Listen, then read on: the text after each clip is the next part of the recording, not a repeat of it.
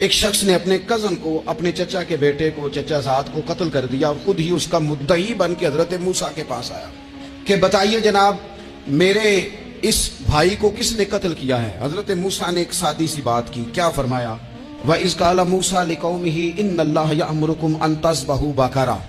حضرت موسیٰ علیہ السلام نے اپنی قوم سے کہا کہ اللہ تمہیں حکم دیتا ہے کہ ایک گائے ذبح کرو، گائے کا کچھ حصہ مقتول کو مارو، وہ خود اٹھ کے بتا دے گا مجھے کس نے قتل کیا ہے۔ تو اب وہ چونکہ ذبح کرنا نہیں چاہ رہا تھا، اس کو پتا تھا کہ مجرم تو میں خود ہوں، کہنے لگا آپ میرے ساتھ مذاق کرتے ہیں، کبھی ایسا بھی ہوا ہے؟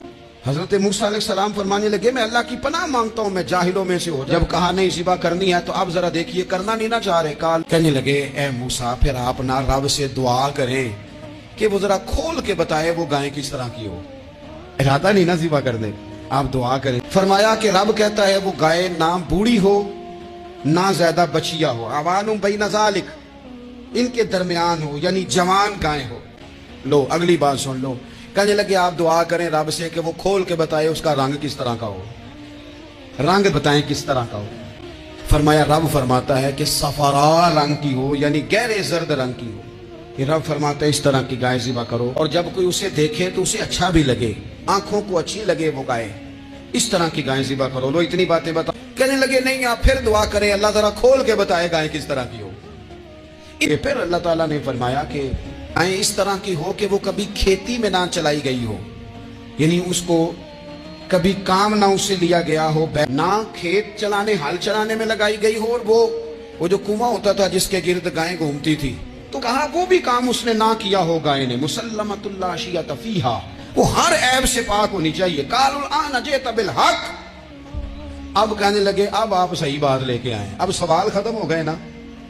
کہنے لگے اب آپ بات فَذَبَحُوهَا، انہوں نے ذبح کر دی، وَمَا كَادُوا يَفْعَلُونَ، پر ایسا کرتے نظر آتے، لگتا نہیں تھا کریں گے ذبح پر ذبح۔ اچھا یہ گائیں پھر ملی کیسے؟ امام خازن کہتے ہیں کہ ایک نیک آدمی تھا، تو اس کا آخری وقت آ گیا تو اس کے پاس جو کل جمع پونجی تھی وہ ایک بچیا تھی، گائیں کی بچی، بچیا ویڑی، اس کے پاس وہ ایک بچیا تھی صرف۔ تو اس نے اس طرح کیا کہ اس کی گردن پر ایک مہر لگائی، اللہ کے نام پر بطور امانت اس نے اس کو جنگل میں چھوڑا، کہا یا اللہ میرا بیٹا ایک ہی ہے وہ بھی چھوٹا ہے، اس کی حفاظت کرنا اور میرے بیٹے کو پہنچا دینا۔ بچہ بالغ ہو گیا، اس کی ماں نے کہا بیٹا جو امانتیں رب کے پاس رکھوائی جائیں نا ان میں خیانتیں نہیں ہوا کرتی، جا کے جنگل میں آواز دے تیری گائے واپس آ جائے گی۔ اس نے جا کے جنگل میں آواز دی کہ وہ جو میرے باپ نے امانت رکھوائی تھی وہ کدھر ہے؟ وہ نشان لگی ہوئی گائیں دوڑتی ہوئی اس کے پاس آئی۔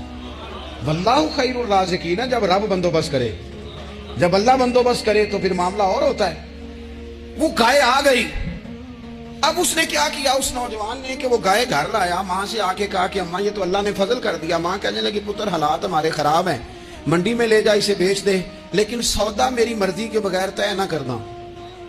کس کی مرضی کے بغیر؟ کس کی؟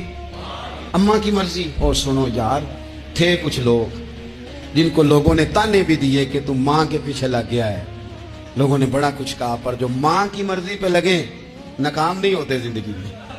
یہ دیکھو ماں کی مرضی پہ لگا، اس کی قیمت کتنی تھی گائے کی؟ بڑی مہنگی تھی پر 3 دینار کی تھی، منڈی میں لے گیا 3 دینار اس کی قیمت لگ گئی۔ تو ماں نے کہا تھا میری مرضی کے بغیر سودا نہ کرنا۔ اب بچے تو نہیں نہ مانتے، اماں کو کیا پتا باہر بزنس کیا ہے، لین دین کیا ہے، پر ماں نے کہا تھا میری مرضی، بندہ دے رہا ہے اسے 3 دینار، اس نے کہا جی میں نے طے تب کرنا ہے، ڈن تب کرنا ہے، پہلے اماں سے پوچھنا ہے۔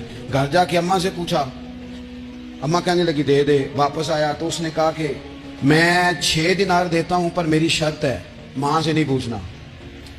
اس نے کہا تو 12 بھی دے، ڈن تب بھی ہونا ہے جب اماں نے کہنا ہے۔ وہ جب اس طرح کی اس نے گفتگو کی، واپس اپنی والدہ کے پاس گئے، کہنے لگے اماں سمجھ نہیں آتی، 3 دینار کی گائیں بندہ 12 میں خریدنے کو تیار ہے، شرط لگاتا ہے کہ اماں سے نہیں پوچھنا۔ تو والدہ کہنے لگی پتر پہلے اس سے جا کے پوچھ کیا وہ ہے کون، یہ کوئی روحانی معاملہ ہے، کوئی غیبی مدد ہے، پوچھ۔ اس سے جا کے پوچھا تو وہ کہنے لگا میں تو فرشتہ ہوں اللہ کا، تو نے گائیں بیچنی نہیں، اس لیے کہ تیرا باپ بھی نیک ہے تیری ماں بھی نیک ہے، رب تیرے رزق میں برکت پیدا فرمانا چاہتا ہے۔ ماں باپ نیک ہونا رزق میں برکت ہو جاتی ہے، ماں باپ نیک ہو، ان کی صالحیت کا اثر پہنچتا ہے بچوں تک۔ رزق حلال کما کے لانے والے ہوں تو گھر میں برکت ہوتی ہے. جا کے کہا کہ تیرے ماں باپ نیک تھے، اسے نہ بیچنا گائے کو. تو کیا کریں؟ کہنے لگے بنی اسرائیل والے سوال کر کر کے خود مشکل میں آ گئے. اب وہ ایسی گائے جو جوان بھی ہو، یہاں تو ہر غریب آدمی اپنی گائیں یہاں لگا دیتا ہے، کھیتی باڑی میں یہاں لگا دیتا ہے، کنویں میں پانی نکالنے میں، تو یہاں تو ہر ایک کی گائیں. تو ایسی گائیں جس کا رنگ بھی اتنا پیارا ہو، زیادہ بوڑھی زیادہ بچی بھی نہ ہو، اور ابھی تک کھیت میں بھی نہ لگی ہو، وہ سوائے تیرے کہیں نہیں ہے. اس نے کہا چل پھر مہربانی کر بتا میں کتنے کو دوں گائیں، اگر وہ آ جائیں تو کتنے کو بیچنی ہے. اسے کہنا کوئی نہیں، ریٹ تو زیادہ کرنا ہی نہیں. ان سے کہنا گائے کے اندر سے گوشت نکال دیں اور جتنا گوشت ہے اتنے پیسے بھر دیں، اس کی کھلڑی بھر دیں. اب وہ بنی اسرائیل والے ڈھونڈتے پہنچ گئے. کہا جناب گائیں 3 دینار کیا 6 لے لو. اس نے کہا نہ بھائی، ذبح کروں گا، گوشت نکالوں گا، جتنا وزن گوشت کا اتنے پیسے بھرو گے کھال میں تو پھر گائے تمہیں ملے گی. اب مجبور تھے، کیا کرتے؟ ابن کثیر حدیث لائے ہیں، امام سیوطی نے در منصور میں بھی لکھی ہے. نبی پاک صلی اللہ علیہ وسلم نے فرمایا سنو جوانوں، اور اسے دل کی تختی پہ لکھو. نبی پاک علیہ السلام نے فرمایا اگر بنی اسرائیل والے زیادہ سوال نہ کرتے تو اتنی مشکل کا شکار نہ ہوتے. انہوں نے سوال اتنے کیے کہ چارہ نہیں ہے اب ان کے لیے، چارہ نہیں ہے اب ان کے لیے کہ یہ ادھر ادھر جا سکے. مجبوری بن گئی، یہی گائے خریدنی ہے، یہی لے جانی ہے. اب اتنا سارا مال جمع کر کے وہ گائے خریدی، ذبح کی. تو مقتول کو جب اس کا ایک حصہ مارا تو اس نے اٹھ کے کہہ دیا یہ جو مدعی بنا ہوا ہے نا، یہی تو میرا قاتل ہے، یہی تو میرا قاتل ہے، یہی تو ہے جس نے یہ سارا کام کیا.